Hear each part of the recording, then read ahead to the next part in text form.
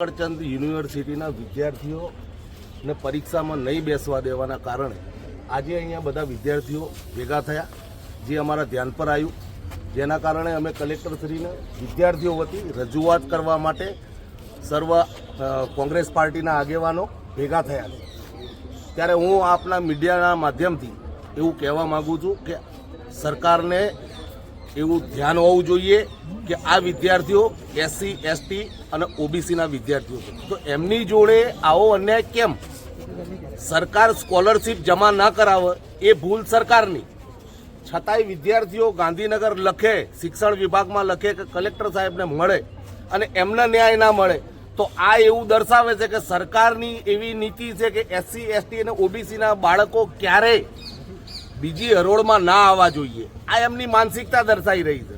હું આપના માધ્યમથી સરકારને એવી વિનંતી કરવા માંગુ છું કે માનનીય વડાપ્રધાન, મહેસાણા જિલ્લાના વડાપ્રધાન એ પોતાની જાતને એવું કહેતા ફરતા હોય કે હું OBC છું, જો ખરેખર તમે OBC હો તો આ OBC, SC, STના બાળકો જોડે અન્યાય ન થવો જોઈએ।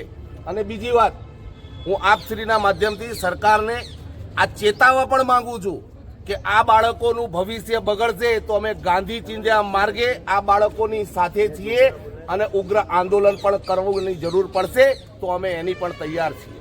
કેટલા વિદ્યાર્થીઓ છે અને કેટલી ફીસ બાકી? આશરે 201 જેટલા વિદ્યાર્થીઓ છે। દર વર્ષે આ વિદ્યાર્થીઓ જોડે આ પ્રોબ્લેમ થાય તો આ પ્રોબ્લેમનું સોલ્યુશન લાવવાની જવાબદારી કોની? આ મારો એક પ્રશ્ન। આ સોલ્યુશન લાવવાની જવાબદારી સરકારની હોય છે, ના કે વિદ્યાર્થીઓની। આ વિદ્યાર્થીઓના ભવિષ્ય સાથે છેડા ભારતીય જનતા પાર્ટીની સરકાર ન કરે એવી હું આપના માધ્યમથી સરકારને ચેતવણી આપું છું।